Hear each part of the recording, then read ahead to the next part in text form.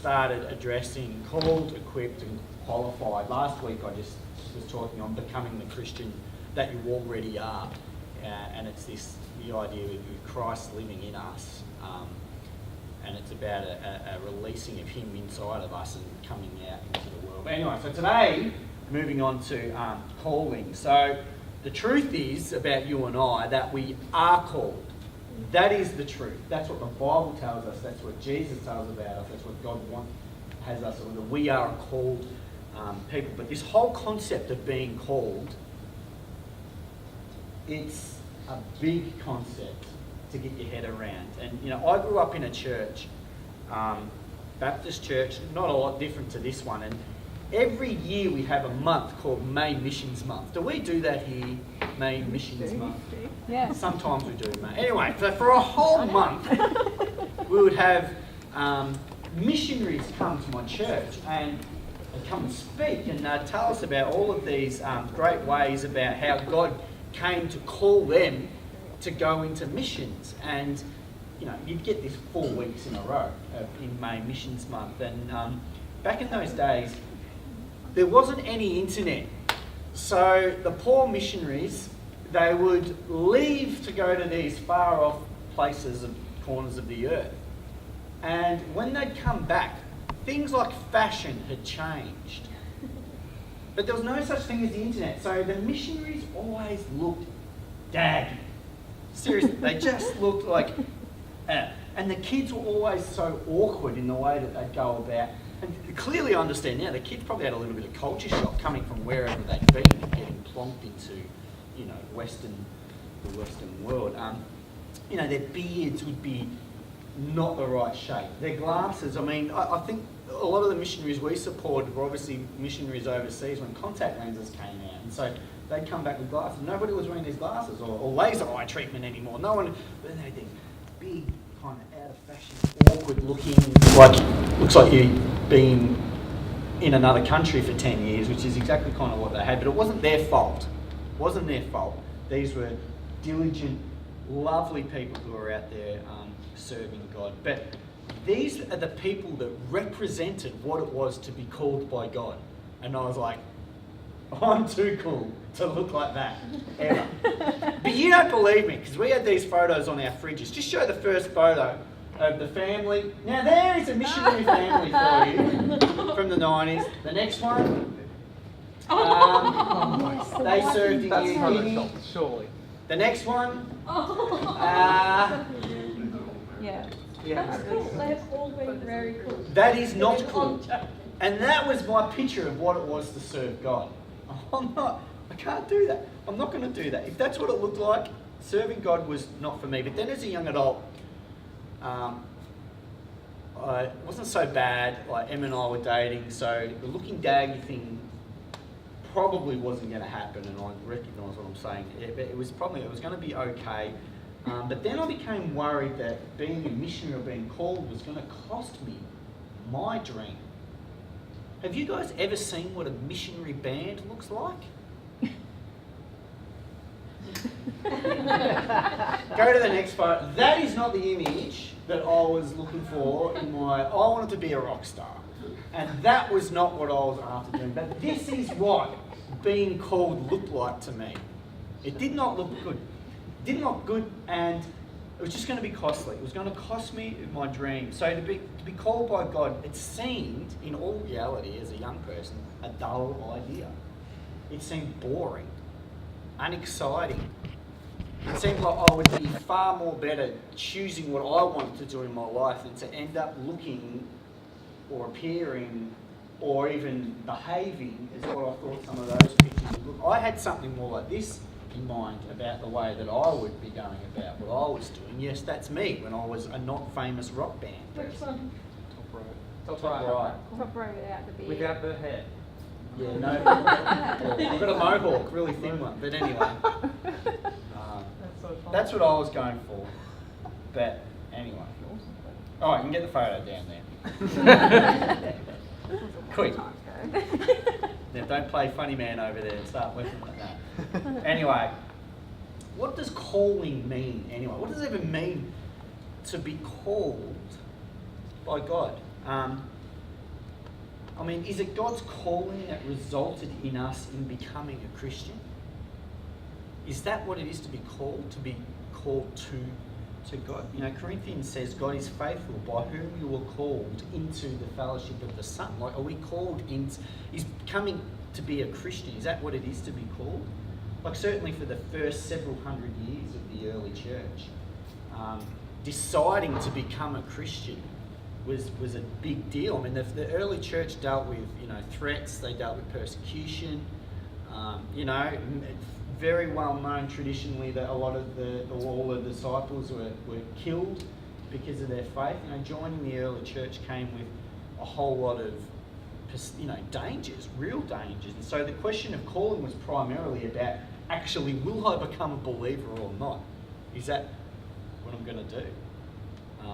Paul prayed, to this end, we always pray for you that your God, that our God may make you worthy of his calling. So it's a real question. Am I called to be a Christian? Because I'm going to be persecuted if I am. Is that what it is to be called? I don't know. In the Middle Ages, unlike the early church, the people in the Middle Ages, many of them grew up within a church. It wasn't so much a question about would I be a Christian or not.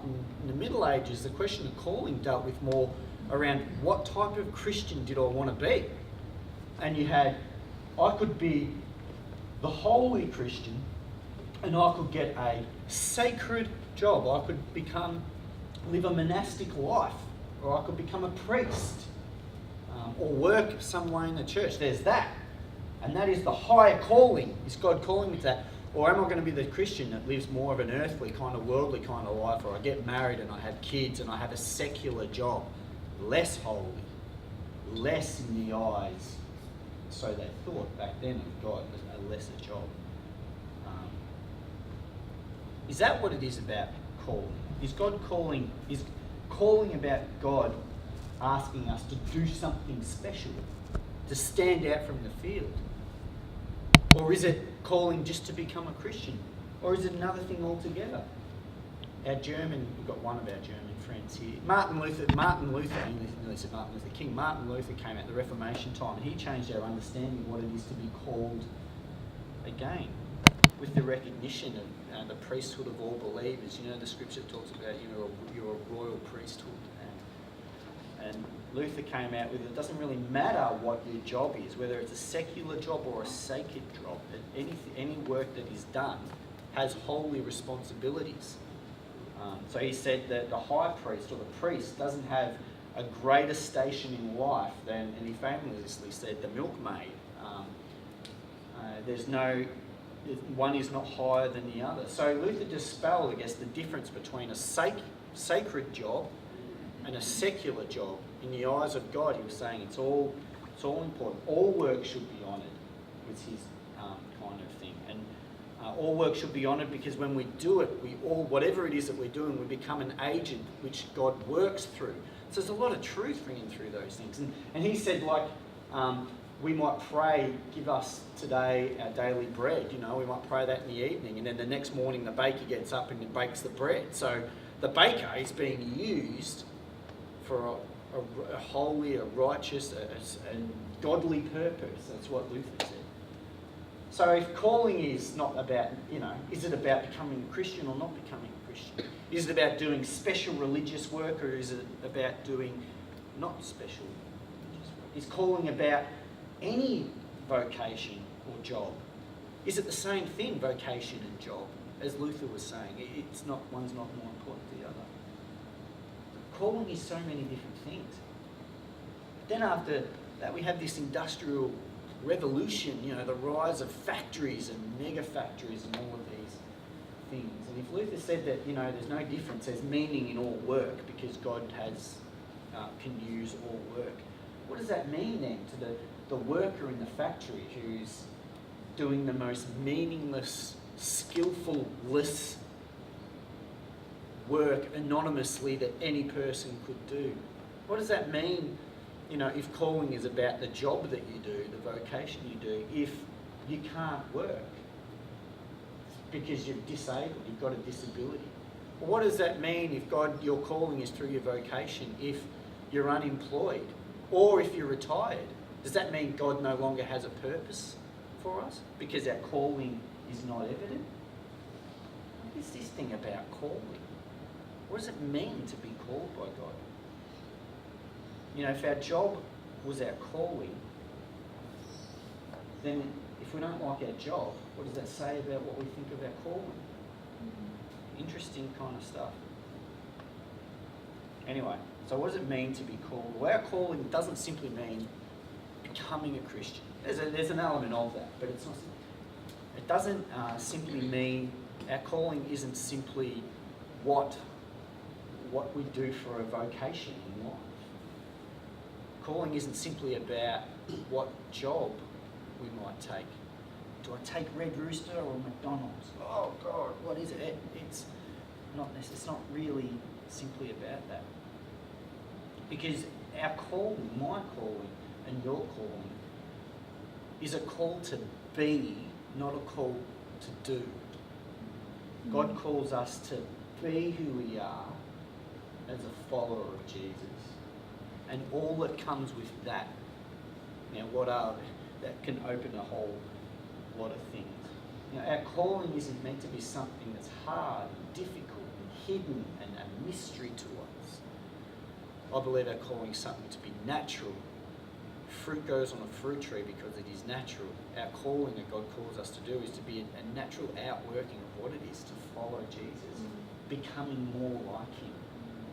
So I used to always feel, I don't know if any of you guys can relate to this, but especially when I was younger, when the world is still massively big and everything is a potential. You could potentially do anything and everything. And I used to find this massive pressure about knowing what is God's will for my life. What has He called me to do?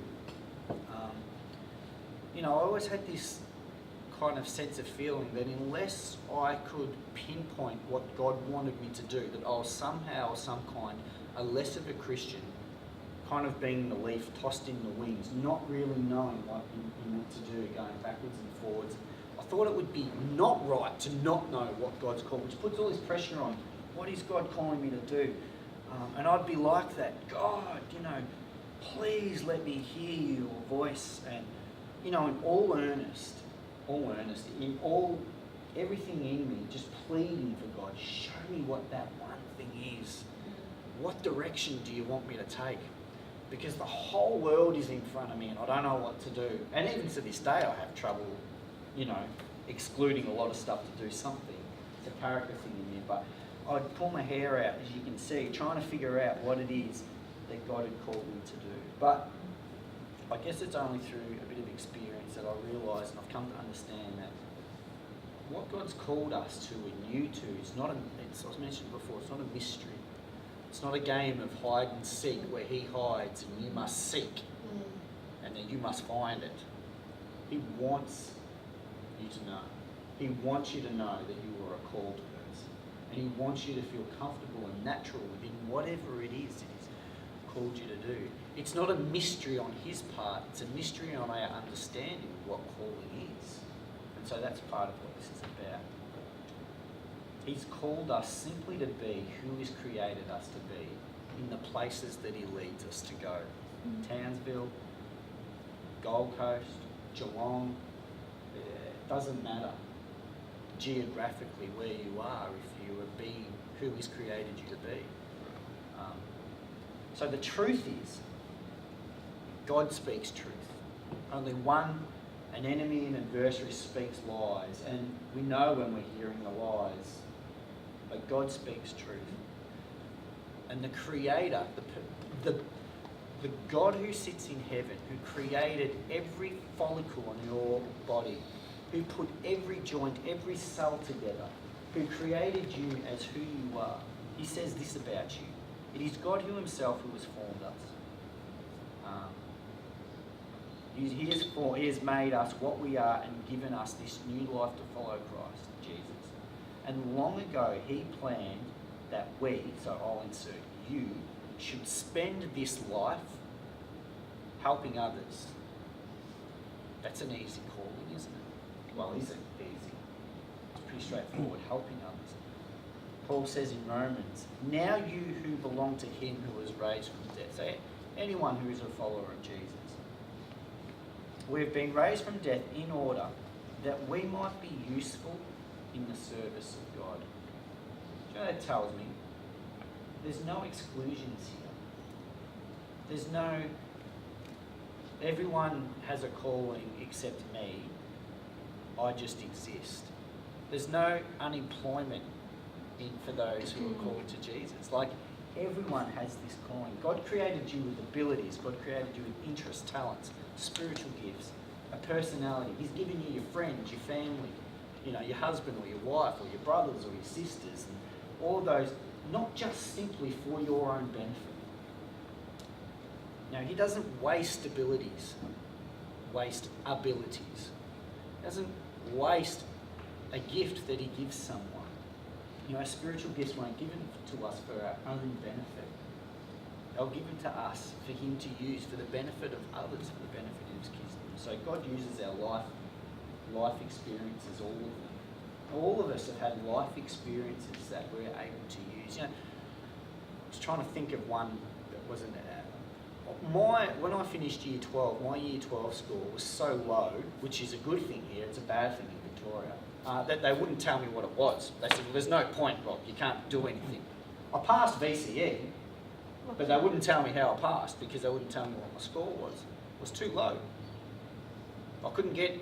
Have I told you this? Basket weaving at Bundoora University was the only university course that my score would get me in. And they were shutting that course down, so they didn't bother telling me what the score was.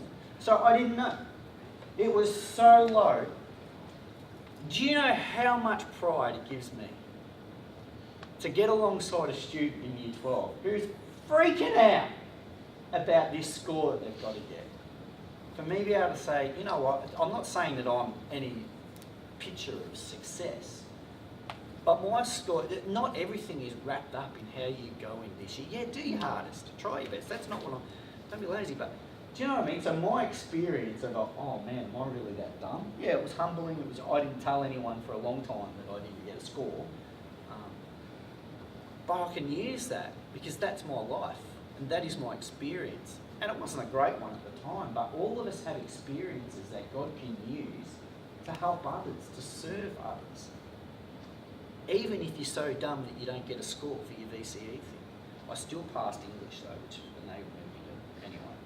I didn't fail, alright? I just got like an E minus. Anyway, hey, that's a pass.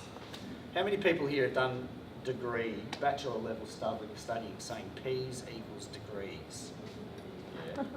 Don't you put your hand up. I'm pointing by Caleb, the smartest person I've ever met. But anyway, stuff's not a secret. God knows what he created us, how he created us, and to use the experience he'd given us. And it's hard to believe, isn't it? When you sit back and kind of think about the enormity of the glory and the power of God, and that he wants to use us, use you. It's, you only got to sit and think about that for 3 or 4 minutes. And I can relate to these feelings of, well, I'm so insignificant. What's the difference if he uses me or not? He's done a great job without me for how many thousands of years has humanity been here and I haven't. He doesn't really need me. I can just hide in the shadows. That kind of makes sense, but that's all a lie. That's not what the scriptures tell us about who we are in and what he wants to do with us. When I'm believing that I'm not required for his use, I'm actually standing in agreement with the enemy of God. And we can make fun of that and laugh about it. That's what it is. When I stand in agreement with, yeah, I'm not called, we're standing in agreement with the enemy. And all he wants to do is kill us. Every single one of us. Not make us useful. Anyway, so whose voice? Anyway, so how can we know about who we are? How can we know about what our calling is? And it's all about being aware of who God says we are and those kind of things. So spending time with Jesus is super important. I don't mean like it's in Jesus is always the answer kind of way, like he is, but if God truly says that we are called, and his word says that, if God truly says that he saved us for his purposes, to serve him in all of those things, then that is the absolute fundamental truth about who I am as a follower of Jesus, with Jesus living in me. And we can only know the absolute truth about who we are if we know Jesus, because who we are is found only in Him. Knowing our calling, Jesus is the absolute starting point of us understanding anything about it, because God reveals His calling, His purposes, only to those who know His Son. It's only those who have, they've been, and Paul said it earlier up there in Corinthians, said, I'm not even going to bother finding it, I'll lose my spot, I already have, too late. It's only those who follow Him that get to know what their true purposes are. It's for no one else. That is why we have to, hook in on Jesus. You can't know your calling in life, you can't know your purpose within the kingdom without knowing Jesus. That is the truth. If you don't spend time with Him, how will you know His voice? If you don't spend time with Jesus, how do you know the difference between that you're not called to the you are called? It comes down to personal preference. Personal preference is easy to say, I might just back out of this little situation. I'm not good enough to be in this one. How can you hear God saying, Rob, there's an opportunity over there to serve me? When I was thinking about that, I've got a little boy, Josh, who's, and when I see something that I know he's going to want to see, so maybe it's an animal, maybe it's fireworks, I don't know, whatever, I've got to get his attention and point it to him and show him. Like, I want him to see something. But if he doesn't listen to my voice, if he doesn't heed my call, well, then he misses whatever it is that I want to show, yeah? And who misses out? Like, do I miss out because he didn't listen to my voice? Or does he miss out because he didn't listen to my voice, because he didn't see what I wanted to show him? Like, if we don't know Jesus' voice, if we're not spending time with Him, then we're going to miss the things that He wants to show us. And some of those things are the things about our calling, who He wants you to be, or where He wants you to place yourself, or what He wants you to say, or to join with Him in what God's doing in that person's life over there. It's not until you're listening to Jesus' voice that you see where He's pointing to in your life. Yeah, you've got to know Jesus. I'm going to finish with. I've still got a little bit to go. Don't go. Yes. Just with a little bit of a story. Because Jesus spent time with the Father, and I'm saying if you've got to know your calling, you've got to spend time with Jesus. And Jesus spent time with the Father. One of the standout features of the Gospel of Luke is the amount of times Luke explains or shows that Jesus left the crowds to go and pray. So I'll read you what happened here in Luke chapter 4. So Jesus has just finished healing a bunch of people, casting out demons, heaps of people, very popular. And it says this, at daybreak, I'm still in bed at daybreak. Emily's not. Left the town and went off to a lonely place. And the people started looking for him, and when they found him, they tried to keep him from leaving. But he said to them, I must preach the good news about the kingdom of God in the other towns also, because this is what God has called me to do, what God has sent me to do. So he preached in the synagogues and throughout the city. So here's this thing, there's people who are looking for Jesus, yeah? They're looking for him, and they finally find him, and they say, God, great, we're glad you found you, because here's your shopping list. Here's what we need you to do. We saw you healing people, so if you stay here, because we've got lots more people for you to come and heal, we'll bring them to you. You stay here. We saw you healing, casting out demons. Well, that's great, because here in Capernaum, we've got lots of them, freaky people. So you stay here, and you can just heal out, throw out more demons. We saw you preach a great message. So stay here in Capernaum, because we've got the synagogue here, we've got a big stadium we'll build, we'll pack it out every week, we'll become a big city, and you can preach your great sermons right here in Capernaum. Here's your job description. Here's what we need you to do. Here's what you're good at. Stay here in Capernaum with us. And Jesus says no. He says no. Why does he say no? Are they bad things? No. They're not bad things. In fact, they're perfectly fine. But they're not the things that the Father had called Jesus to go and do. So he clarifies the whole thing. He says, I must preach. I was sent to preach. There's a preaching missionary.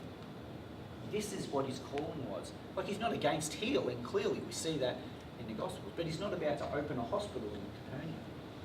Like, he's not against casting out demons, but he's not doing an exorcism event in a big top tent in Capernaum. Like, he's not against praying for people, but he's not going to spend 90 hours a week praying for people in Capernaum. All those things are good things. He'll heal people as he goes along preaching, doing what he's called.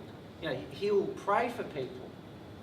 He'll release people from the captivity of spiritual bondage and stuff. He'll do all of those things while he goes along speaking and preaching the thing that the Father had called him to do.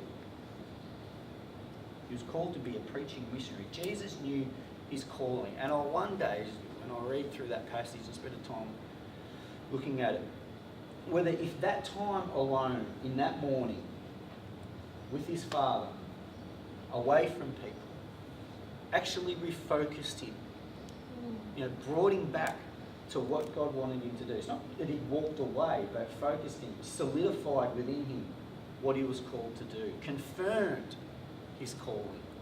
Because he left that meeting, and when those people asked him to do this, he was determined that Capernaum is not where he stayed, that he had a mission to do, a calling to fulfill, having just spent that time with God in the morning. Is that not a picture of how our life should be with Jesus?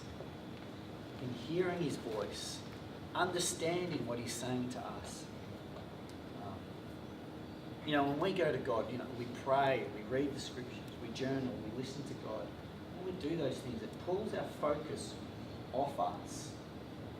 It's very easy for us to wallow in the space of our own self-importance and self-indulgence and self-relative. But when we spend time with Jesus, when we spend time in the Word, it's about putting us aside and listening to him. It puts our focus off us and on him. What's he saying to me? What's he telling us? Then we learn to hear the sound of his voice. Then we learn to feel when he's nudging us. Then we know how it is that he calls us, how it is that he opens our eyes, how he speaks to us, how I perceive Jesus, God, to speak to me is different to the way that someone else hears the voice of God. And no two are the same, I believe, in how God speaks, how we hear it. He's not his. The voice that says you don't have the ability, or you're not learned enough, or you don't have enough skill, or you're too much of a hypocrite to step into that situation, we'll know that that's not his voice, but only if we know the voice that says the truth and otherwise. Understanding our calling goes hand in hand with our self-awareness. Our self-awareness comes with maturity. It's not a coincidence. I have to read this. That knowing that the very call that God has placed on us is realised by the maturing of our faith. Spending time with Jesus. Now this morning, David talked about, or briefly mentioned, like revival. Could the Gold Coast, Reedy Creek, or even within our own families, be on the verge of significant spiritual breakthrough, of pushing out of the kingdom, an explosion of Jesus in a way that we really can't understand, but my goodness, how wonderful. Could it be the case? Could it be so? Because I'd say that is God's heart for this place. That is God's heart for everyone that lives here that does not yet know him. And we are the ones who do, and we've been called into his service to share. God wants to display his goodness, his glory, his holiness, his greatness through us, wherever we are, in our workplaces. Does it matter if you're working in Townsville or Reedy Creek? No. Not if you're living the way that he's asked you to live, to be, not to do, but to be.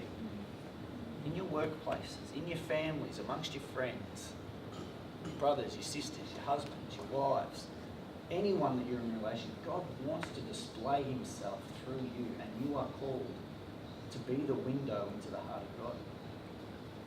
We're called to be part of his establishing of a kingdom here in the Gold Coast, but we won't realise our call, our purpose or our function until we embrace our identity as being his servants to use, to make ourselves available to be used, and then to learn to hear Jesus' voice. You're called